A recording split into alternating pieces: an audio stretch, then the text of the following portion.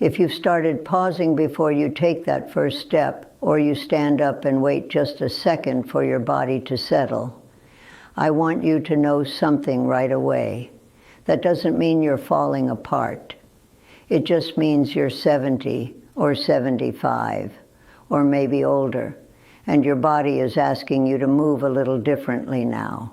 And that's not a tragedy. It's a transition. I'm Dr. Margaret Hale. I'm 86 years old now. I spent over 50 years caring for women, in clinics, in hospitals, sometimes sitting right at the edge of an exam table, holding their hands, while they told me what scared them. And do you know what I heard more often after 70? Doctor, I don't feel weak, I just don't feel as steady. That word, steady, comes up again and again, so let's talk about it quietly. Balance is not just about your feet, it's not even just about your legs. It's about many small systems inside you agreeing with each other.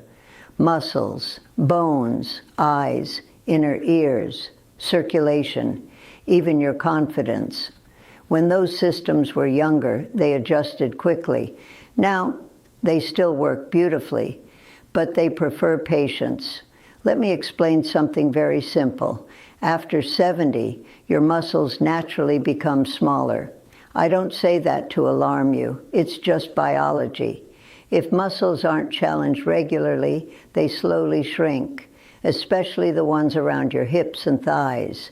And those are the very muscles that catch you when you wobble.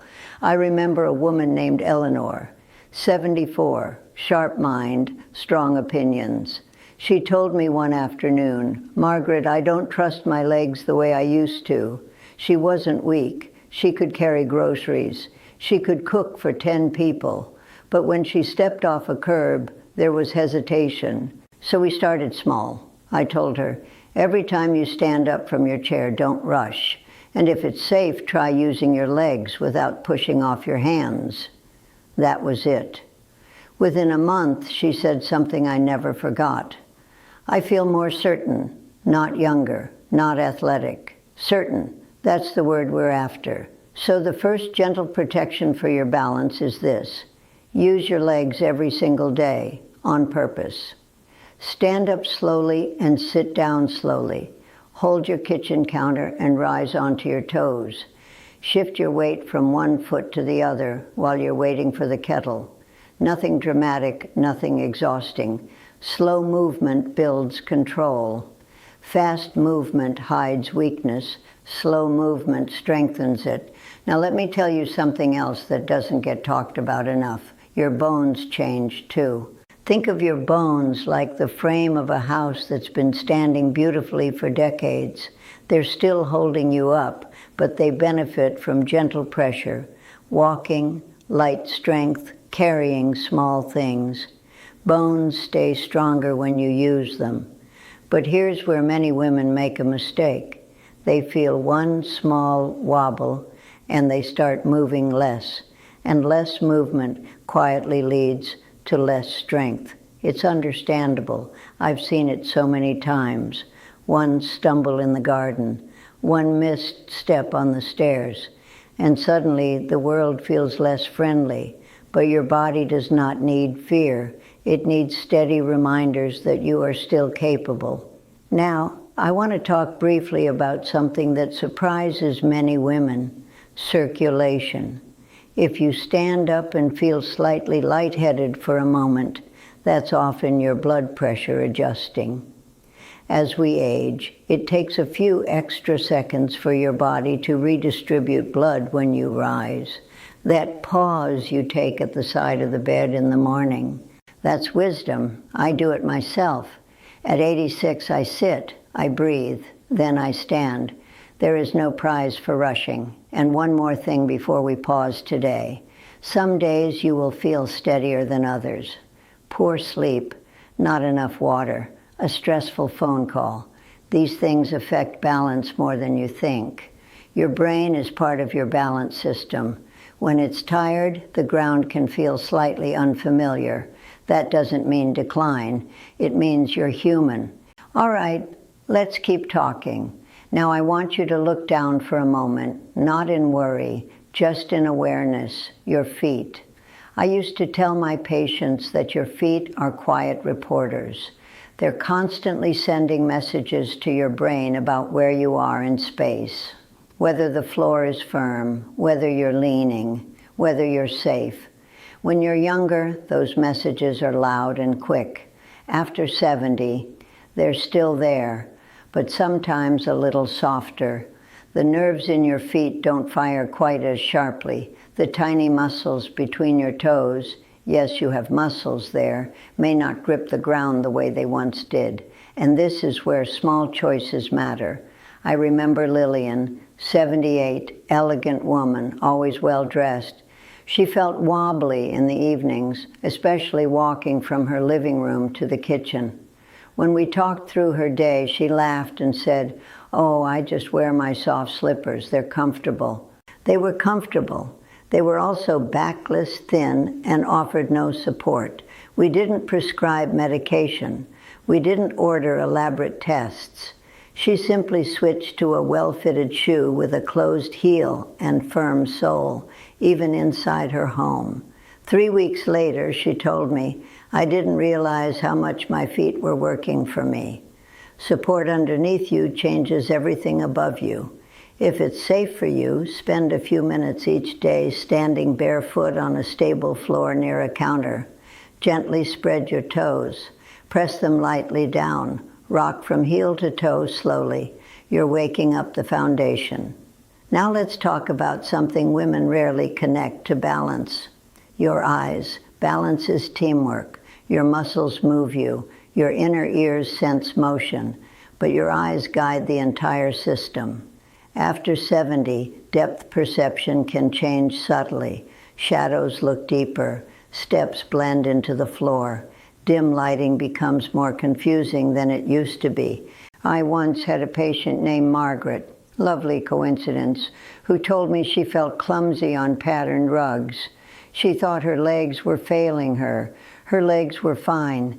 Her eyeglass prescription had shifted just enough to affect how she judged distance. One updated prescription later, and she felt like herself again. So please, keep your vision checked.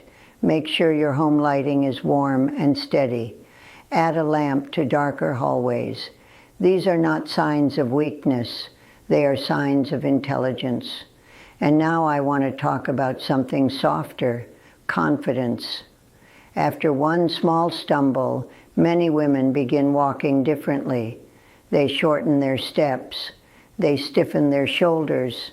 They hold their breath without realizing it. I've watched it happen. The body becomes cautious, and sometimes too cautious. Balance actually works best when your movements are natural and fluid, when your arms swing gently, when your gaze is forward instead of glued to the ground. I remember Helen, 82. She tripped once in her garden, not badly, but it frightened her. After that, she walked as if the earth might betray her at any moment. Her muscles weakened because she limited her movement. Her fear became louder than the stumble itself. We worked slowly, short hallway walks, standing tall, letting her arms move again. The turning point wasn't physical. It was when she said, "Maybe my body isn't against me." That sentence changed everything. So if you've had a wobble, don't let it become a story you repeat every day. Instead of "I'm unsteady," try "I'm learning my pace." Your brain listens to you. I'm glad you stayed. Now let's talk about the part no one sees, the quiet chemistry inside you. Because balance is not just mechanical. It isn't only legs and feet and posture. It's also hydration, blood sugar, sleep, the way your body fuels itself every single day. I learned this lesson the slow way over decades. Women would come in and say, "Doctor, I just feel off." Not dizzy exactly, just not steady. And sometimes the answer wasn't dramatic at all. It was water. After 70, your sense of thirst becomes less reliable. You may not feel thirsty even when your body needs fluids, Mild dehydration can make you feel foggy, slightly lightheaded, or just uncertain on your feet. I see it even in myself now at 86. If I haven't had enough water, I feel it. Not dramatically, just a little less grounded. So drink regularly, small glasses through the day. You don't need to flood yourself, just steady intake. Think of it as keeping the soil damp, not soaked. Now let's talk about food. As we age, we often eat less. Appetite softens, meals get smaller. Sometimes it's just easier to have toast and tea. But your muscles, the very muscles protecting your balance, require protein to maintain themselves. I once cared for Clara, 83. She insisted she ate fine. When we looked closely, she was eating very lightly, mostly carbohydrates, very little protein. We didn't overhaul her life. We added eggs in the morning, yogurt at lunch, a bit more fish or beans in the evening, nothing extreme.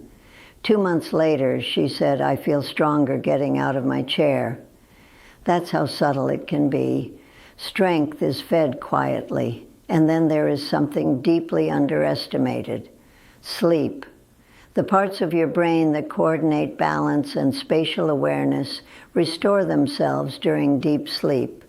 When you sleep poorly, the next day can feel slightly off, like walking on unfamiliar ground.